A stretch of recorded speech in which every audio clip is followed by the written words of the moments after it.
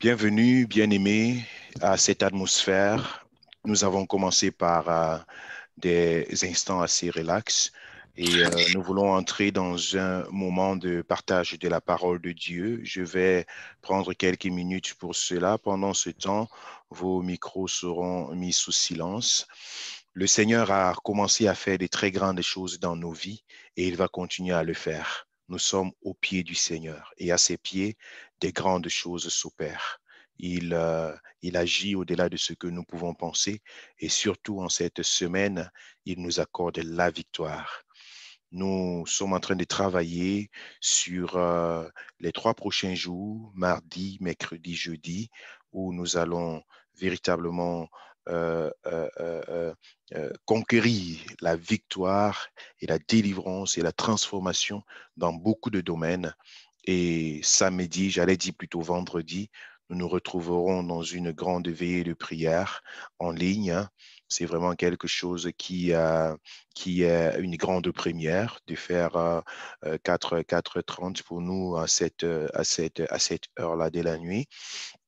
Nous avions voulu le faire en présentiel, mais je pense que avec la constellation de ce programme, Dieu fait chaque chose bien en son temps. Donc, nous serons ensemble. Vous aurez la présence des pasteurs qui ont travaillé jusqu'ici avec nous, le pasteur Innocent, le pasteur Cédric, le pasteur Léopold, n'est-ce pas, et deux autres personnes qui se joindront à nous pour déposer de leur bénédiction à la fin de ce programme de jeûne et de prière. Mais il est important d'en parler autour de vous. S'il y a des personnes qui veulent faire cette veillée-là avec nous, n'hésitez pas de venir clôturer ces moments-là en famille, de venir clôturer ça avec vos maisons, partout là où vous vous trouvez, que ce sera vraiment comme une clôture spirituelle de l'année 2020 et des proclamations prophétiques pour l'année 2021 à la fin de ce parcours. Mais avant ça, nous sommes dans cette série d'enseignements intitulée La démonologie et nous voulons continuer à ce sujet ce soir. Prions le Seigneur. Père, merci pour ta présence, merci pour ta grâce, merci pour ta gloire, merci pour l'ouverture et le discernement. Merci d'établir ton trône. Merci de faire fléchir les genoux. Merci d'établir ta souveraineté et ton autel en ce lieu. Que la gloire te revienne, que ton nom soit élevé. Merci Seigneur, parce que l'ennemi perd son pouvoir, il perd sa puissance. Et toi Seigneur, tu es établi dans les cœurs, dans les pensées, dans les familles, dans les projets Seigneur. Tu viens éternel et ton trône est manifeste. Gloire et honneur à toi dans le nom de Jésus de Nazareth. Amen. Amen. Gloire à Dieu. Notre texte de base est celui d'Éphésiens au chapitre 6. Nous avons parlé, circonscrire. Nous avons circonscrit là où le combat se mène. Il n'est pas au niveau charnel, mais il est au niveau spirituel. Nous n'avons pas à lutter contre la chair et le sang. Je suis au verset 12 d'Éphésiens chapitre 6, contre la chair et le sang, contre les dominations, les autorités, contre les princes de ce monde de ténèbres, contre les esprits méchants dans les lieux célestes. Donc ici, l'apôtre Paul, dans son exhortation à, n'est-ce pas, l'église d'Éphèse, il montre contre, il montre à quel niveau est-ce que le combat spirituel se mène. Les dominations, les autorités, les princes de ce monde de ténèbres et les esprits mauvais dans les lieux célestes. Ces 4 catégories, n'est-ce pas, d'esprits contre lesquels nous luttons et, n'est-ce pas, je crois vous l'avoir schématisé hier. Donc, c'est une hiérarchie et Satan est le maître de ces catégories de démons et c'est lui qui les envoie. J'ai dit, Satan n'est pas omniprésent.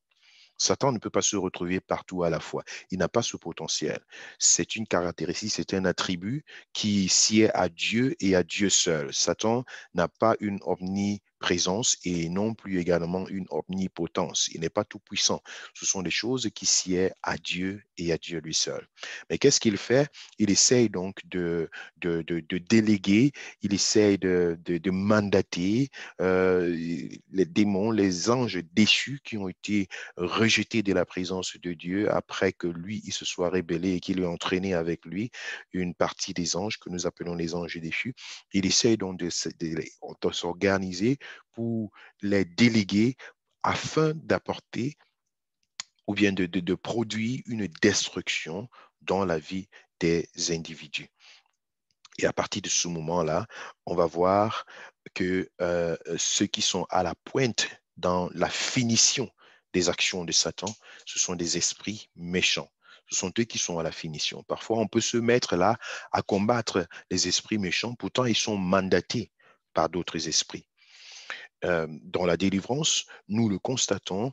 Jésus lui-même dit, lorsque on entre dans la maison de l'homme fort, il est important de lier l'homme fort et de le vaincre. Et c'est après avoir lié l'homme fort que l'on peut avoir la victoire sur la maison. Parce que sans ça, ce sera difficile d'avoir la force sur la maison. Donc, c'est une affaire de hiérarchie. Je vais regarder ce passage. C'est une affaire de hiérarchie dans le domaine spirituel et c'est lorsque on a la victoire sur l'homme fort de la maison que l'on peut remporter la victoire sur le reste. Quelqu'un peut me trouver le passage rapidement, les lecteurs de la Bible?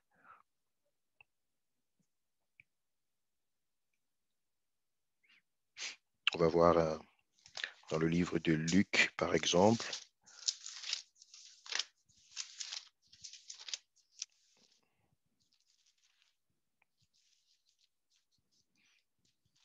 Ça devrait être dans le livre de Luc. Luc au chapitre 11. Quelqu'un a écrit quelque chose? Où est-ce que nous sommes?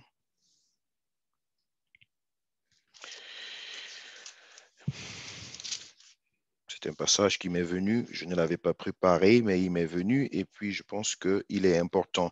Luc chapitre 11 à partir du verset 21.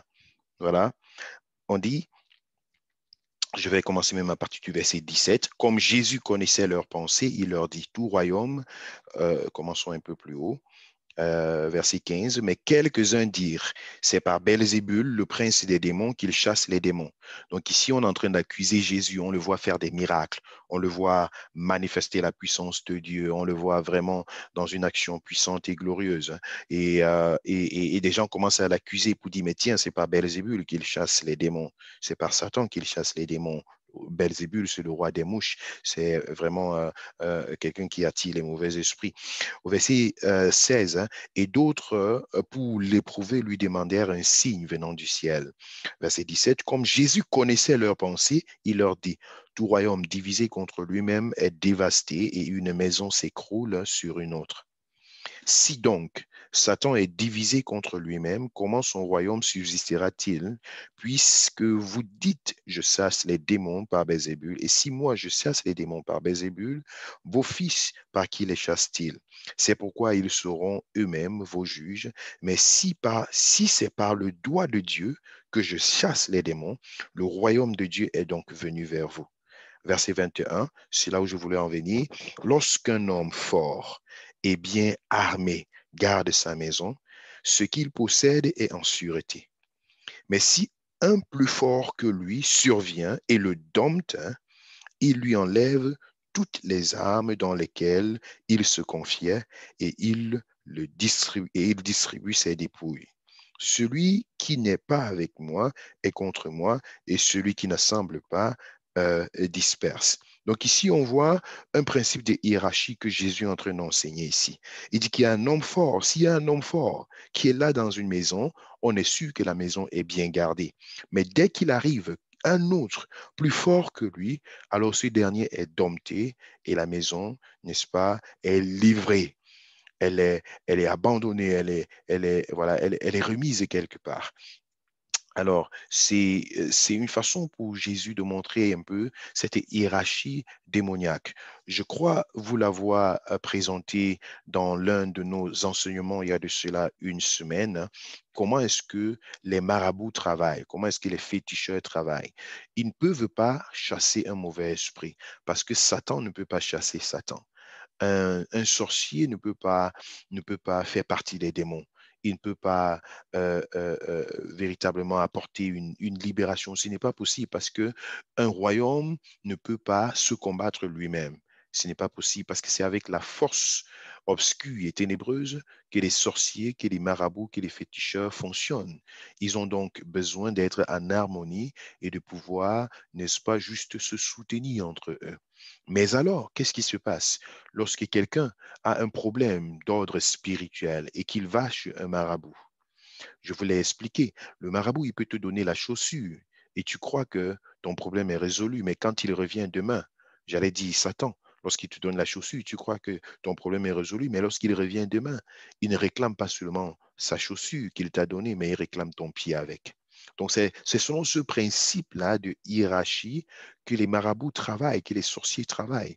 Tu vas avec un démon, un mauvais esprit qui t'a donné un mal au pied, tu as cherché la solution, tu as cherché la santé pendant longtemps, tu t'es battu de toutes tes forces, il n'y a pas eu la santé, on a fait tous les examens, les résultats sont toujours négatifs, mais pourtant la souffrance est là, et tout porte à croire que tu as un problème spirituel, qu'il y a un mauvais esprit qui se cache derrière ta vie, qu'il y a une malédiction qui te suit, qu'il y a un démon, un esprit de contrôle, un homme fort qui essaye ou bien qui réussit à avoir possession de ce département de ta vie, de cette, de cette partie de ta vie et parfois tu en paies avec ta propre santé à force de lutter. Mais alors, tu vas chez un marabout parce que tu as reçu le conseil ou bien parce que c'est l'habitude dans la famille, ainsi de suite. Qu'est-ce que le marabout peut faire? Avec ses incantations, il réussit à tester le pouvoir de l'esprit qui se cache en toi, le pouvoir du démon qui se cache en toi. Et lorsqu'il a réussi à tester le pouvoir du démon qui se cache en toi, il te dit s'il peut t'apporter une solution ou pas. Il te dit maintenant s'il peut t'apporter une solution ou pas. Il base cela, je vais vous l'expliquer tout à l'heure, il base cela sur ses capacités à lui. Parce qu'un marabout, c'est un agent satanique. Ne vous y trompez pas. Un marabout, c'est un agent satanique. C'est quelqu'un qui a été placé par le concours des circonstances, par des incantations, par des choses qui sont héréditaires, par des choses qui sont dans la famille, une exposition à la sorcellerie qui, n'est-ce pas, lui a donné des capacités de voyance et d'autres choses. Et ce qu'il fait, c'est tout simplement, il s'appuie sur le budget spirituel qui a été mis à sa disposition, c'est-à-dire sur le contingent d'esprit qui a été mis à sa disposition. Et si ces esprits-là ont l'autorité, ont une position hiérarchique supérieure à l'esprit qui te dérange, alors le marabout te dit ce qu'il doit faire, il te promet qu'il a une solution pour toi. Mais s'il s'avère que l'esprit qui est en train de te déranger est plus fort que les esprits qui sont avec lui-même le marabout, alors il va te dire, va ailleurs, va plutôt vers tel marabout, va ceci, va cela. Parce que lui, ayant des esprits qui n'ont pas le pouvoir sur l'esprit qui est en toi, il se rend compte qu'il ne peut pas t'aider. Pourquoi? Parce qu'en principe, quand tu vas chez un marabout et que tu as un esprit qui te donne des maux de tête, prenons-le comme ça, tu as cherché la solution pendant longtemps et tout, tu n'as pas trouvé. Ce marabout, qu'est-ce qu'il fait avec ses incantations, avec ses conditions qu'il te donne de remplir? Déjà, le fait que tu vas consulter les morts, que tu vas faire des consultations et tout, c'est déjà une porte spirituelle que tu ouvres dans ta vie, dans ta famille, dans ton foyer, en fait, tu t'exposes. Parce que la Bible interdit cela. Dans Deutéronome chapitre 18, la Bible dit de ne pas consulter ceux qui évoquent les morts, ceux qui parlent aux mauvais esprits, ceux qui parlent aux esprits ancestraux, parce que les morts sont morts. Leur mémoire est oubliée et effacée selon Ecclésiaste. Mais maintenant, quand des gens s'hasardent à aller faire des soi-disant consultations ancestrales, des consultations de nécromancie, parce que c'est ça le vrai nom, quand tu vas parler aux morts, tu fais de la nécromancie. tu t'adresses aux morts, tu t'adresses, c'est comme si tu partais au cimetière faire des incantations. Tu vas dire que non, ce n'est qu'un tombeau, je suis juste parti enlever quelque chose et tout. Mais c'est en principe un culte, hein. N'est-ce pas que tu es en train d'apporter dans le langage européen, on va parler de l'occultisme, mais ce n'est pas différent de ce qui se fait à cette dimension-là. C'est une communication avec, une tentative de communication avec le monde des ténèbres. Or, les morts étant morts, leur mémoire étant effacée, le fait que la Bible nous dit, selon Ecclésiaste chapitre 9, du verset 5 au verset 7, que leur mémoire est oubliée, ils n'ont plus envie, ils n'ont plus joie, ils n'ont plus... permettez qu'on puisse lire ça, parce que c'est un passage que beaucoup de personnes, hein, ne comprennent que lorsqu'ils l'ont vraiment lu. Ecclésiaste chapitre 9. Je reviens volontiers là-dessus parce que je pense que euh, on ne le dira jamais assez. On ne le dira jamais assez. Il faut qu'il y ait une différence. Ecclésiaste chapitre 9. Voilà.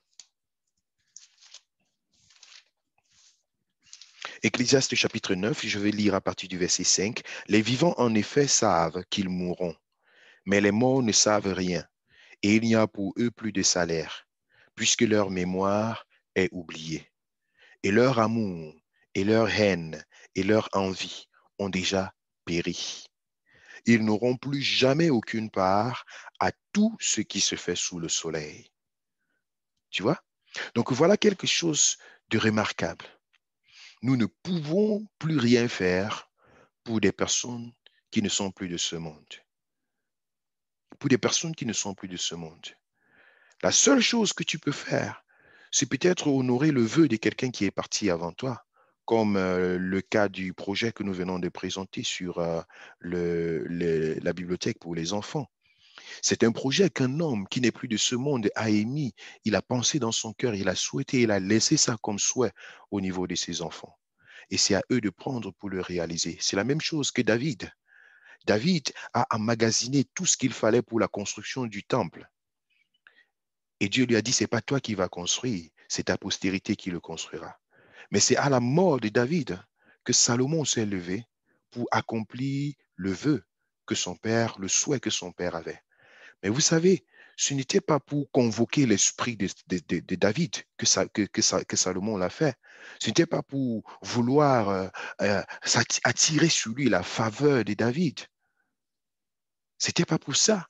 Donc, lorsque des gens se rencontrent quelque part et essayent de faire quelque chose afin qu'un mort puisse avoir une bonne pensée en leur honneur, c'est ce qui est faux, c'est ce qui est de l'idolâtrie, c'est ce qui est mauvais, c'est cette racine-là qu'il faut couper. Parce que la Bible nous dit, leur mémoire est oubliée. Les vivants, en effet, savent qu'ils mourront, mais les morts ne savent rien. Et il n'y a pour eux plus de salaire, puisque leur mémoire est oubliée. Leur amour, leur haine, leur envie ont déjà péri et ils n'auront plus jamais aucune part à tout ce qui s'est fait sous le soleil. C'est coupé. Mais maintenant, quand les gens vont en consultation avec la pensée de renouer le lien avec des personnes qui sont mortes, qui sont passées avant, on dit la nature a horreur du vide. Donc, lorsque cette idolâtrie, cette adoration, cette considération la monte, les esprits récupèrent ça et ils se nourrissent de ça. En d'autres termes, les pensées que tu y mets, les prières que tu y mets et que tu te dis que, OK, c'est vers mon grand-père que je parle, c'est à ma grand-mère que je parle, ainsi. C'est en principe des démons qui se nourrissent de cela. Donc, j'étais donc en train de parler de cette consultation, de ce processus de consultation qui est une porte d'ouverture à la manifestation des mauvais esprits. Alors, lorsque quelqu'un va seulement en consultation vers des marabouts, des diseurs de bonne aventure, des médiums, des occultistes et tout, il s'expose à ce que des nouveaux esprits lui soient communiqués. Parce que c'est la seule chose que Satan peut faire. C'est la seule chose que Belzébul peut faire. Nous venons de le voir dans Luc chapitre 11. Je crois également dans Marc chapitre 3, un autre passage semblable y est décrit. Donc, on voit que Belzébul ne peut pas chasser Belzébul. Il ne peut pas s'auto-détruire. Alors, qu'est-ce que le marabout fait? Il ouvre tout simplement la porte afin qu'un esprit plus fort que celui-là qui est, n'est-ce pas, en toi, puisse venir. Et lorsque l'esprit qui est plus fort arrive, à cause de cette position de hiérarchie, domination, autorité, prince de ce monde de ténèbres, esprit méchant dans les lieux célestes, il y a une certaine hiérarchie et ils sont soumis les uns aux autres. Donc, lorsqu'un esprit plus fort vient, il impose le silence à l'esprit qui était déjà là. Et puis, tu crois que tes maux de tête sont partis. Tu crois que ton mal de pied est parti. Tu crois que le problème... En fait, tu ressens vraiment que le problème est parti, mais tu ne sais pas ce qui s'est passé. Il y a tout simplement eu une ordonnance de silence à celui-là qui était déjà là. Mais la charge a tout simplement été augmentée. Et plus tard, c'est un autre problème qui surgit plus grave que celui qui a été avant. Observez autour de vous. Pour ceux qui ont fréquenté des marabouts, observez, vous verrez que ce phénomène est courant. Et c'est pourquoi, quand les gens commencent à fréquenter des marabouts, ils ne s'arrêtent pas. C'est comme une chaîne. Tu es parti hier, tu repartiras aujourd'hui, tu repartiras demain. Tu te rends compte que c'est un engrenage. C'est un engrenage, surtout que tu vas recevoir des choses pour aller garder à la maison dès que ça va périmer ou bien dès que ça va finir. Tu vas faire recours au même marabout parce que sans lui, tu ne peux rien. Sans lui, tu ne peux pas avancer. Il focalise ta foi sur quelque chose, sur une chaîne qui va te faire attacher sur tes reins. Après, ça va devenir 2 chaînes, ça va devenir 3 chaînes, ça va venir sur tes chevilles. Après, ça va monter. Après, il y aura des scarifications. Après, il y aura ceci. Après, il y aura des conditions de ceci. C'est une chaîne qui ne s'arrête pas. Toujours de nouvelles choses. Tu vas donner tes cheveux pour dire que non, voilà, c'est le symbole de la protection. Pourtant, quand tu donnes des parties de ton corps, que ce soit tes cheveux, que ce soit tes ongles, que ce soit des bouts de ton vêtement, que ce soit ton sang qui se fait, ce sont des pactes qui se créent, ce sont des portes d'ouverture qui se créent, ce sont des points de communication qui se créent, des antennes. Et à partir de ce moment-là, tu es comme monitoré, tu es comme vu. Partout là où tu pars, il réussit à avoir contact avec toi. C'est pourquoi il y a des marabouts qui finissent par avoir 3, 4, 5 femmes qui, en principe, sont juste venus en consultation, mais qui sont venus, revenus, finalement, et se sont installés chez lui à la maison. Nous en avons connu dans nos quartiers, en Afrique, au Cameroun. Et même ici en Europe, j'en connais des personnes qui sont là et qui ont des marabouts en Afrique, qui ont des marabouts ici, qui ont des charlatans. Ils ne se cachent pas, ils sont là, ils se baladent, ils cherchent des proies en qui infiltrer de telles choses. Et plus tard, c'est un esprit qui s'ajoute sur un autre. C'est un esprit qui s'ajoute sur un autre. Et vous allez voir des personnes qui entrent dans cet engrenage. Finalement, à un certain moment, elles perdent la tête. Elles perdent la tête. J'en ai même dans ma propre famille. Même dans ma propre famille, des personnes qui ont tellement fréquenté des marabouts, si bien qu'à un moment, elles ont perdu la tête. Elles ne sont plus elles-mêmes. Elles ne peuvent rien faire sans consulter les voyants. Elles n'ont plus le pouvoir de décision. Et puis elles commencent à avoir des illusions. Tout ne tourne qu'autour de cela parce qu'il y a des charges sur charges, charges spirituelles sur charges spirituelles. À chaque consultation, une nouvelle hiérarchie est établie. À chaque consultation, une nouvelle hiérarchie est établie. Et puis l'ennemi finit par emporter tout le monde. À un certain moment, c'est même la famille qui commence à devenir une famille de marabouts. À force de consulter, on réussit par être infiltré par un esprit de divination. Et c'est ça l'ensorcellement même. Parce qu'ils essayent de se dupliquer et de remettre dans la vie des autres ce qui a été déposé en eux. Alors, j'étais en train de parler de la hiérarchie des démons et de leur mode de fonctionnement. Ils sont organisés par niveau d'action. Ainsi, l'esprit mauvais qui agirait dans une personne ne serait pas forcément le même qui agirait dans une famille, ou alors dans une cité, dans un village, dans un continent, dans un pays, à cause de la hiérarchie, de la force de frappe selon leur orientation. C'est pourquoi c'est important de, de, de comprendre que la délivrance n'est pas un événement, mais c'est un processus. C'est comme des couches qui sont ôtées. C'est comme des circonstances, n'est-ce pas, que l'on traverse et on vit cela. Parfois, en une séance, même des légions peuvent être précipitées dans les abîmes, comme nous avons vu Jésus le faire avec ce possédé qui n'avait même plus le sens de lui-même. Mais il y a des circonstances où, demain après demain, il faut que tu sois au pied du Seigneur. Il faut que tu sois au pied du Seigneur. Il faut que tu sois prêt à marcher selon sa volonté, à courir avec lui et à te laisser transformer dans chaque étape qu'il met devant toi. Les démons tourmentent des individus. Selon Éphésiens chapitre 2, on voit que leur rôle, hein, c'est de tourmenter. C'est de tourmenter. Ils ne sont là que pour tourmenter. Allons voir Éphésiens chapitre 2, du verset 1er au verset 2. Nous avons lu ce passage également hier. Éphésiens chapitre 2. Vous qui étiez morts par vos offenses et par vos péchés, dans lesquels vous marchiez autrefois selon le train de ce monde, selon le prince de la puissance de l'air et l'esprit qui agit maintenant dans les fils de la rébellion. Donc ça, c'est leur objectif.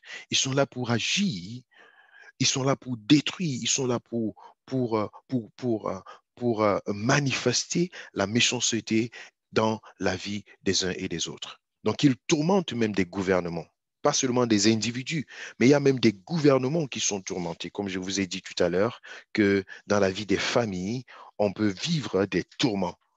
Dans le livre de Daniel, Daniel au chapitre 10, on va voir à quelle dimension euh, les démons arrivent à se manifester. Ça prouve encore leur hiérarchie et leur plan d'action. Daniel chapitre 10, je vais lire le verset 13.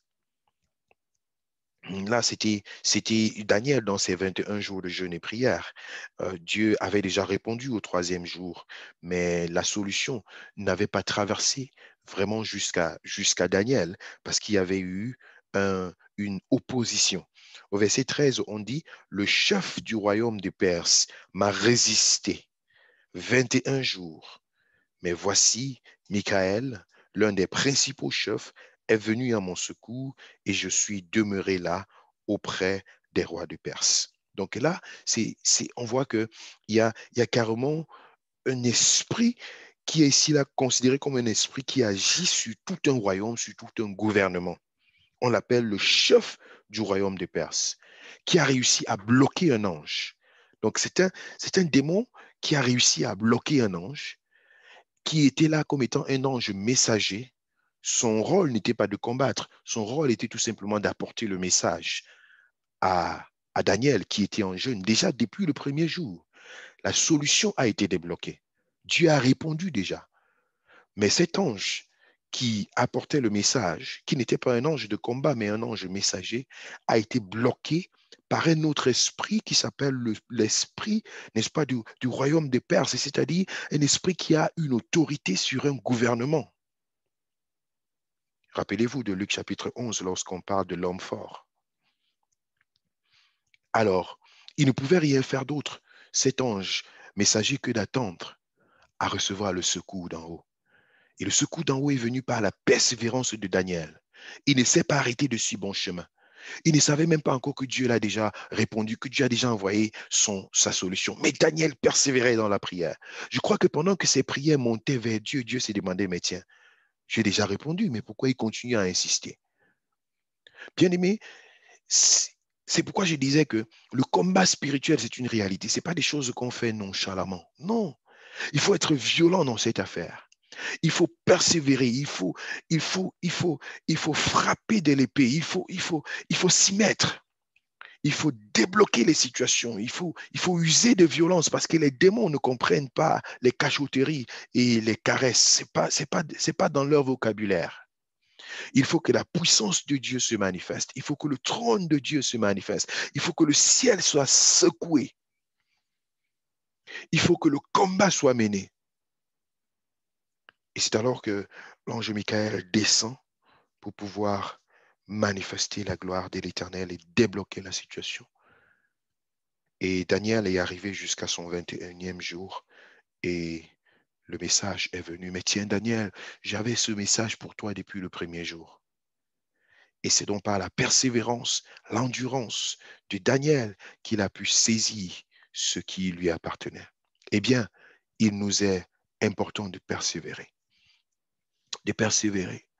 afin d'obtenir ce que le Seigneur a pour nous. Quelqu'un m'a posé la question un jour, mais pasteur, pourquoi faut-il faire tant de combats pour recevoir ça? Pourquoi, pourquoi ça ne peut pas seulement venir comme ça et tout? J'ai seulement souri dans mon cœur. Je lui ai dit, est-ce que tu crois que le diable est content de te voir tout simplement dormir sur tes oreillers, paresser? Tu n'arrives même pas à faire 2 heures de jeûne. Tu n'arrives pas à payer le prix et tu crois que tout sera facile. Il n'arrivait pas à prier. Il n'arrivait pas à prier 30 secondes. Il n'arrivait à rien faire. Donc pour lui, c'était du genre, OK, ça doit être automatique. Je lui ai dit, si Dieu te donne des choses comme ça automatiquement, tu ne sauras même pas sa valeur.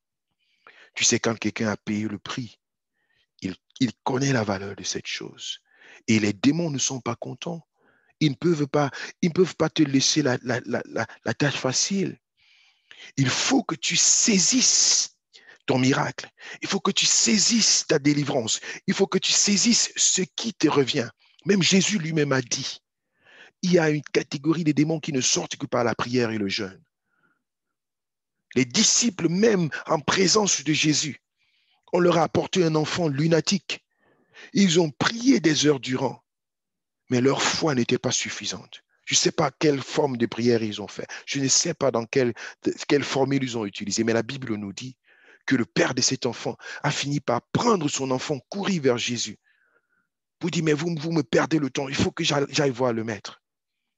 Et ils sont venus voir Jésus. Mais Jésus, il s'est tourné vers ses disciples et il leur a dit, mes amis, il y a quelque chose d'autre à faire. Il y a quelque chose d'autre à faire. Il y a une profondeur dans laquelle vous devez entrer. Il y a des choses que vous devez davantage apprendre. Ceci, ça demande la prière, ça demande le jeûne. Et quelqu'un vient me dire, mais tiens, ok, pourquoi pasteur, pourquoi faut-il prier? Mais ça peut tout simplement s'accomplir comme ça, non? Quand Jésus est en train de dire à ses propres disciples, aux apôtres qu'il est en train de former, que mes amis, vous devez vous y mettre. Il faut secouer le ciel. Il faut s'y mettre, il faut persévérer. Bien aimé, il y a des choses que Dieu veut travailler même dans ta propre vie. Il dit au peuple d'Israël, le peuple d'Israël se plaignait à un certain moment, que mais ils sont trop nombreux, les nations qui viennent vers nous, qui nous oppressent, ils sont nombreux ces nations, mais Seigneur, fais quelque chose. Dieu leur répond, je les chasserai peu à peu jusqu'à ce que tu t'accroisses. Dans le livre de Nombres, vous allez le lire. Je les chasserai peu à peu jusqu'à ce que tu t'accroisses. Mais Seigneur, ils sont nombreux, nos oppresseurs. Mais Seigneur, libère-nous aujourd'hui, maintenant, Zophort, sur le champ. Dieu dit, peu à peu jusqu'à ce que tu t'accroisses. En d'autres termes, il fallait que Israël grandisse en nombre, grandisse en maturité. Et au fur et à mesure qu'Israël grandissait, au fur et à mesure qu'il prenait de l'espace, l'ennemi était repoussé. L'ennemi était repoussé.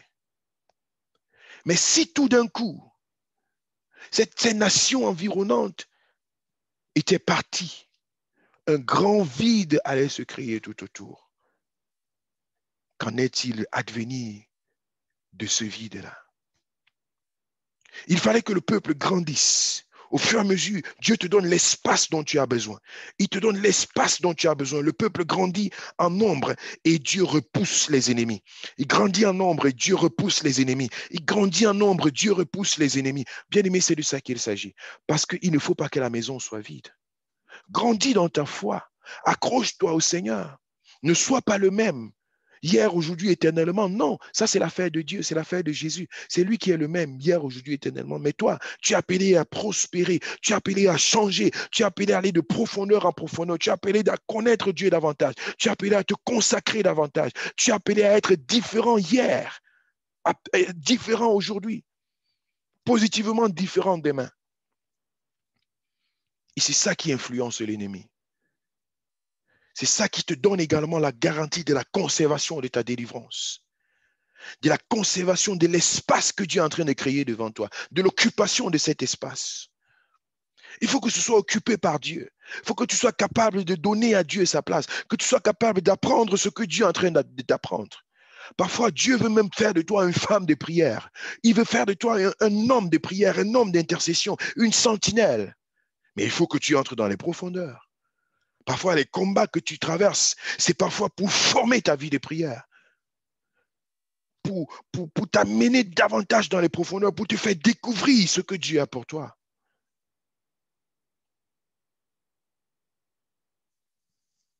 Alors, Daniel a dû le comprendre et il a dû le manifester, il a dû entrer dans ses profondeurs. Et cela a été une grande bénédiction pour lui. Les démons cherchent à contrôler le monde et en général, ils le font à travers certains événements, des prodiges, des choses qui se manifestent autour de nous. Ça, c'est leur mode d'action. On peut le voir dans 2 Thessaloniciens, dans le livre de 2 Thessaloniciens, au chapitre 2, 2 Thessaloniciens, chapitre 2, à partir du verset 16, pardon, du verset 6, 2 Thessaloniciens, chapitre 2. Je vais lire à partir du verset 6 jusqu'au verset 12 environ. La Bible nous dit, et maintenant, vous savez ce qui le retient. Déjà au verset 5, ne vous souvenez-vous pas que je vous disais ces choses lorsque j'étais encore chez vous. Et maintenant, vous savez ce qui le retient. Là, on parle du diable, l'Antichrist, afin qu'il ne paraisse qu'en son temps. Car le mystère de l'iniquité agit déjà. Il faut seulement que celui qui le retient encore ait disparu. Et alors paraîtra l'impie que le Seigneur Jésus détruira par le souffle de sa bouche et qu'il anéantira par l'éclat de son avènement. L'apparition de cet impie se fera par la puissance de Satan, avec toutes sortes de miracles, de signes et de prodiges mensongers, et avec toutes les séductions de l'iniquité pour ceux qui périssent, parce qu'ils n'ont pas reçu l'amour de la vérité pour être sauvés. Aussi Dieu leur envoie une puissance et d'égarement pour qu'ils croient au mensonge, afin que tous ceux qui n'ont pas cru à la vérité, mais qui ont pris plaisir à l'injustice, soient condamnés. Ici, la Bible nous parle de ce rôle des mauvais esprits à donner même de la capacité à certaines personnes à opérer. Opérer déjà des forces occultes sur des nations, sur des gouvernements et sur des villes. Il y a une catégorie de démons qui se manifestent dans ce qu'on appelle les carnavals. Les carnavals, c'est une institution diabolique pour répandre l'esprit d'impudicité dans toute une ville, dans toute une nation. Et c'est un esprit qui s'attache à l'esprit des eaux. Vous allez regarder dans toutes les villes, que ce soit en Afrique, en Europe, en Amérique, là où il y a des carnavals qui sont organisés. Ce sont toujours dans des villes portuaires. Il n'y a pas de carnaval dans une ville qui n'est pas une ville portuaire. C'est un contact qui se crée directement avec les esprits des eaux. Et dans ce carnaval, c'est le culte de l'impudicité qui est manifesté. C'est une licence pour pouvoir se dénuder en public devant des grandes caméras et en présence des autorités politiques, administratives et parfois même religieuses de la ville. C'est un culte qui se fait en pleine ville et qui se répand sur toute la nation qui est concernée. Et dans de telles villes, la prostitution prend de l'ampleur et se manifeste à haut niveau. Avant le carnaval, pendant le carnaval et après le carnaval.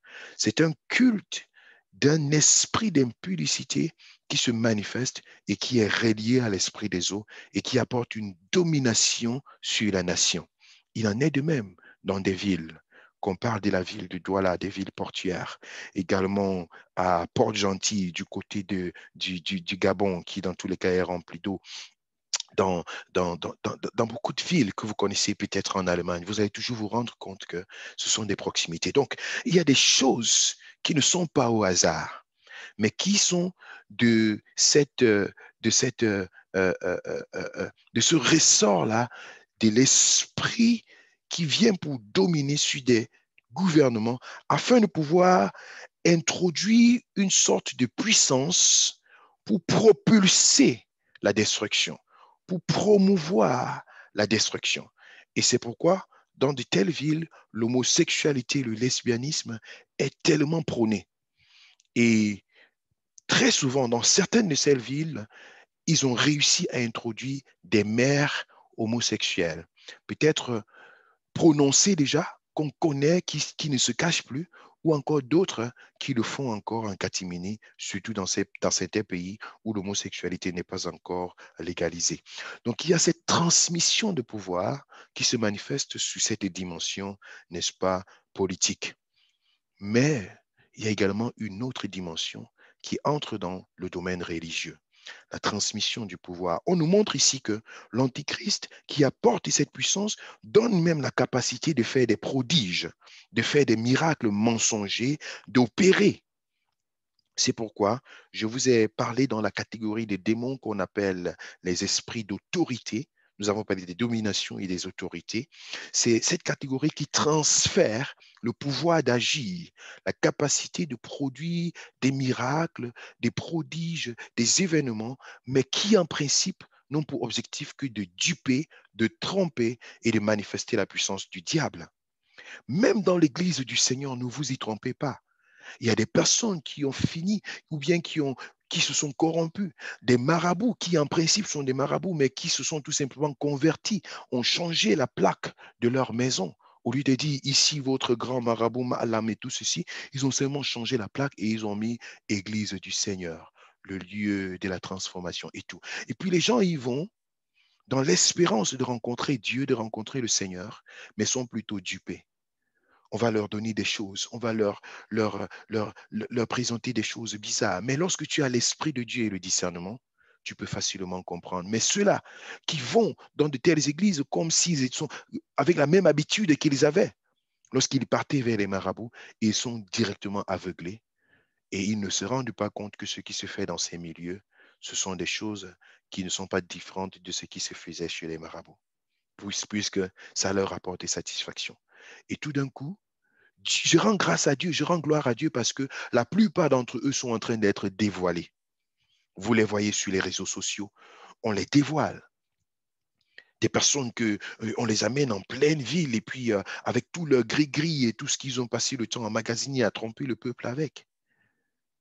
Et c'est pourquoi la vérité ne peut pas être retenue. Le monde même dit que les murs ont des oreilles.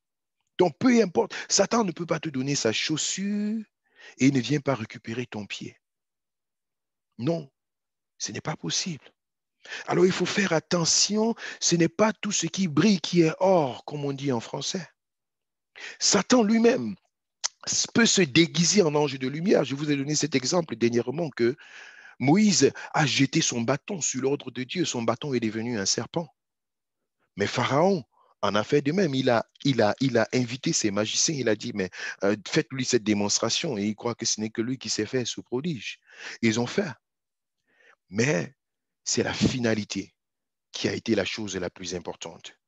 C'est que le serpent de Moïse a avalé tous les autres pour dire ce qui est durable, ce qui est vrai, c'est ce qui vient de Dieu. Une bien-aimée me disait encore ce soir que les gens de son village lui ont dit que non, voilà, ta maman est malade et votre Dieu que vous dites que vous priez là, il est trop lent, mais venez chez les marabouts, ils font très ça très rapidement et ta maman va guérir et tout. Votre Dieu est lent. Bien-aimé, c'est une réalité. Satan, il, il réagit. Et puis tu as ce que tu voulais et puis tu continues ta route. Mais sachez que ce n'est qu'un échange d'esprit. Ce n'est qu'un remplacement. Et cette soumission-là est automatique parce que les démons connaissent leur hiérarchie. Mais veux-tu une solution durable? Veux-tu celle de Dieu? Le diable prend l'ascenseur, hein? Il prend l'ascenseur, ça va très vite. Mais Dieu lui monte par les escaliers. La vérité, c'est que les deux se retrouvent en haut. Et c'est là où la vérité se fait découvrir. Veux-tu le, voilà, euh, être riche et mourir jeune, comme on dit souvent chez nous? Veux-tu cette précipitation-là ou bien veux-tu grandir comme un palmier? Prendre le temps de mettre tes racines, comme un citronnier, prendre le temps de mettre tes racines. Ou alors veux-tu faire comme un papayer? Le papayer, en peu de temps, il te produit ses papayes. Mais son tronc, le milieu de son tronc, là, c'est vide. C'est vide au milieu. Mais le citronnier, il va te prendre son temps. Ses racines vont être profondes. Le palmier, il va te prendre son temps. Tu vas attendre les fruits pendant longtemps, tu ne vas pas voir. Mais il est en train de travailler de l'intérieur. Et lorsque le fruit se fait voir, ce n'est pas seulement pour toi, c'est pour les générations. Même tes enfants et les enfants de tes enfants vont profiter de ce palmier. Ils vont profiter de cela. Mais le papayer que tu as consommé ne suffira jamais. Même seulement pour toi-même, ça ne suffira pas. Pour ne pas parler de tes enfants. Ils ne vont jamais voir le papayer, le même papayer que tu as vu. Jamais. Donc le diable, il fait des choses. Et puis, d'autres personnes se disent que c'est ça qui est la chose la plus importante. Eh bien que non. Bien-aimé dans le Seigneur, je veux m'arrêter à ce niveau pour aujourd'hui. Il faut savoir sur quelle base fonctionner. Il faut savoir comment être au pied du Seigneur. Il faut savoir comment évoluer dans la dimension de la prière. Comment être persévérant dans le ministère de la délivrance et même de l'autodélivrance, de ce que Dieu est en train de faire dans ta vie. Il faut savoir foncer dans ta vie de prière. Il faut savoir courir avec le Seigneur. Et une chose est sûre, le salut que Dieu te donne, il n'est pas remis en cause. Il n'est pas remis en cause. Ton nom est inscrit là-haut. Ton nom est dans le livre de vie.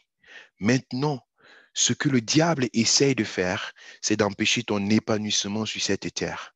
Mais la prière te donne la force pour pouvoir avancer, pour pouvoir bousculer les obstacles et pour pouvoir saisir et maintenir la victoire que le Seigneur t'accorde.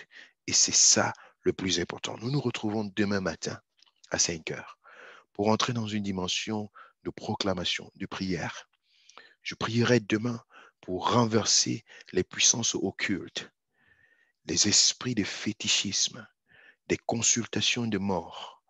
Le Seigneur m'a révélé encore aujourd'hui pendant la journée qu'il y a des personnes qui ont été même maudites par leurs propres parents. C'est vrai que nous en avons prié aujourd'hui ce matin, mais en journée, pendant que je passais du temps même au lieu du service, cette image de la malédiction qui a été provoquée par les parents était fortement dans mon esprit.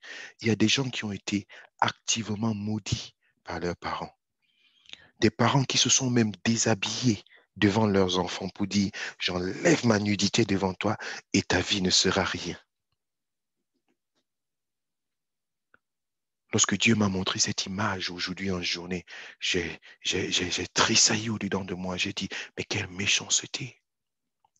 Je ne sais pas de qui il s'agit, je ne sais pas dans quel domaine il s'agit, mais c'était une image forte. Comme si ton parent s'est déshabillé devant toi un jour pour dire que sur ma nudité, tu seras maudit. Ce sont des choses qu'il faut renverser, qu'il faut terrasser, qu'il faut refuser, qu'il faut annuler. Et ça, c'est dans la prière. Nous nous retrouvons dans cette atmosphère pour proclamer la gloire de Dieu et pour faire descendre du ciel ce qui est le tien et ce qui apporte la libération. Que le Seigneur vous bénisse.